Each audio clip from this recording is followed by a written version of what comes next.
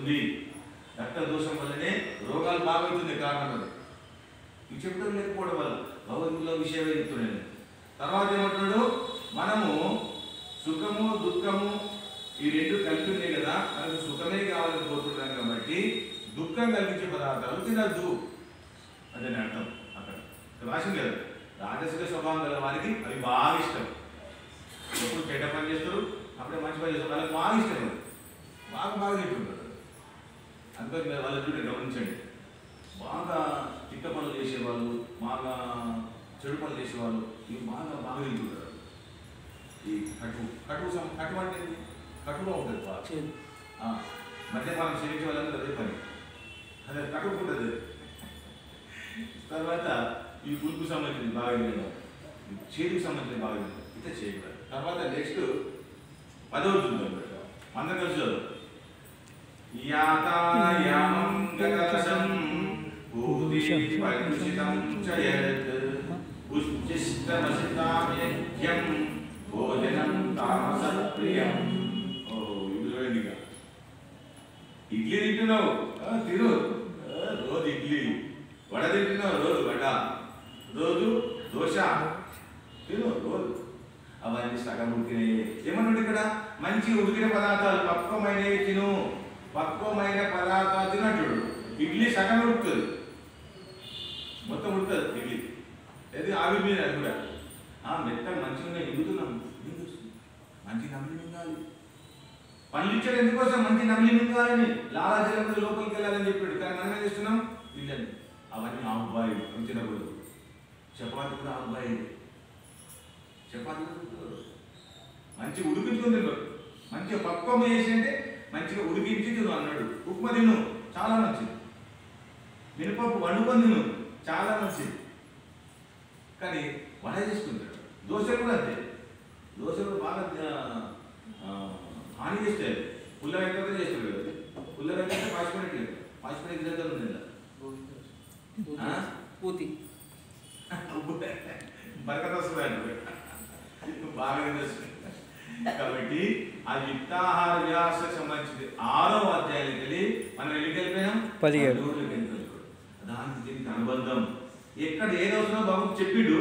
అప్పుడు అర్జునుడికి అనుమానం వచ్చినప్పుడు అడిగికి వచ్చాను, అడిగినప్పుడు కొంచెం చెప్తాడు, దాని ఆన్సర్ చెప్తాడు. ఇట్లా 10వ తర్వాత మళ్ళీ ఒకసారి మనకు పడ్డాలు 5 నిమిషాలు ముగించేద్దాము.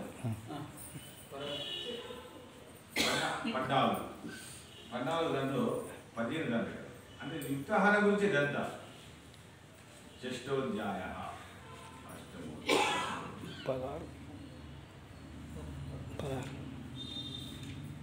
చతుర్దశోధ్యాయ 14 దాంట్లో 15 చదువు కలిసి. రజసి ప్రళయం గత్వా కర్మ సంగీషు జాయతే తథా ప్రాణినస్తమసి మూఢయోనిషు జాయతే. అర్థం ఇదే.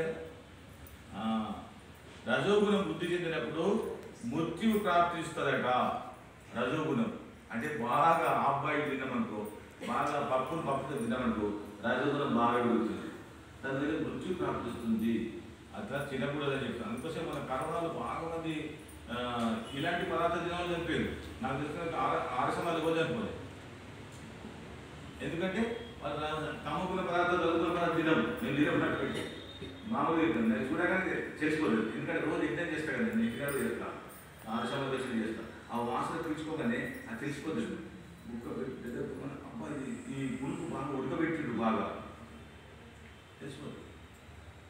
ఇవాళ నాకు ఇడ్లీ తెచ్చి తినమని పెట్టాడు. అబ్బాయి తినమని ఆందోళన అవుతుంది. ఏం చేయాలా, ఒక ఇడ్లీ తిని కొంచెం వాడికి తెచ్చుకొని తిన్నాను. నిజంగా పెట్టేసి తినలేదు. కొంచెం కానీ ఎగ్గం చేసి ఆకలే కాదు, కమ్మని వాసన, ఆవు నెయ్యి, వరమూలికలు, కొబ్బరి, కర్పూరం, బెల్లం అన్నీ వేసే వాళ్ళ మంచిగా గాలి తీసుకుంటాం. మంచి గాలి రాగలేదు కదా, కానీ కాదు. వంటలు చేసిన రాగలేదు కదా, కాదు. ఈ తల్లి వంట చేసినాకో గులాబ్ జామున్ చేసాము, మంచిగా ఒక 10-30 గులాబ్ జామున్ చేస్తే వాసన వస్తుంటుంది, పీల్చుకున్నావు. తర్వాత ఏం చేస్తున్నావు, ఇంటికి భర్త రాగానే గులాబ్ జామున్ తిన్నట్టు నువ్వు నాతో తిన్నట్టు నుంచి రాగి తింటాను. చేసేటప్పుడు ఆవిరి ఉన్న చూడు అదే చాలా ముఖ్యమైనది, అదే బాగా చేసేది నేను ఆగి తింటా. అట్లాగే వడ్డించడం కూడా తినరు తొందరగా, వడ్డించేటప్పుడు వాసన వచ్చేస్తుంది కదా, ఆ వాసనతో తినరు. వంట చేసిన వాళ్ళు తినరు, మీ స్త్రీలందరూ తెలుసు బాగానే, వంట చేసి మీరు జల్ది తినరు, మాకు పెట్టరు మీరు తింటా. మీరే కాదు మా అమ్మ కూడా అదే పని చేస్తుంది ఇప్పటికీ. మా అమ్మకి 88 ఏళ్ళు, మా నాన్నకు 95. ఇప్పటికీ వేదం చదువుతూ యజ్ఞం చేస్తూ ఆశ్రమ జీవితమే కొత్త పుస్తకం ఇచ్చింది వాళ్ళు మా అమ్మ నాన్న. వాళ్ళు ఎల్లిగడ్డ ఉల్లిగడ్డ ఉన్నాం తినరు, కూరగాయలు పప్పులు మంచిగా ఉడకట్టుకుంటారు, వేసుకుంటారు, కొంచెం వేసుకుంటారు, తినేస్తారు అంతే. తాలింపు కూడా లేదు, తాలింపు కొంచెం వేసినప్పుడు వాసన వచ్చేస్తుంది ఆటోమేటిక్, తాలింపు వేసి తీసేసేది అంతే. ఎంత నిష్టతో ఉందంటే మా వాళ్ళు, మా అమ్మ నాన్న బీపీలు వేసుకోగలరు అంత. కాదన్నది యుక్తాహారం. తను నిజామాబాద్లో మొట్టమొదట గీతా స్వాధ్యాయ మండలిని పెట్టి ప్రారంభించాడు.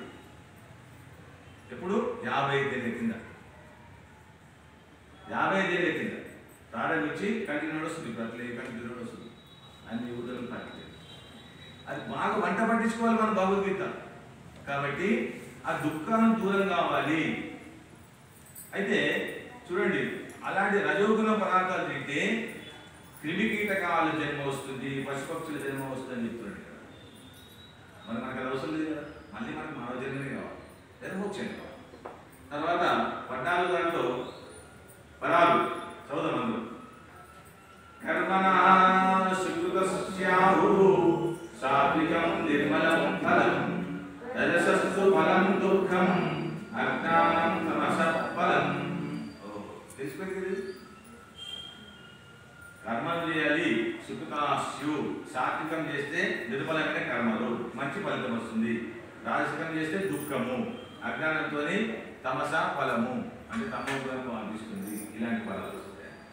విసుగొస్తున్నాము. ఇంకో శ్లోకం లేదు ఆయుర్వేదం. ఆ తర్వాత నేను ప్రశ్నలు అడగండి, ఆయుర్వేదం గురించి కానీ ఇంకా వేరే గురించి అడగండి.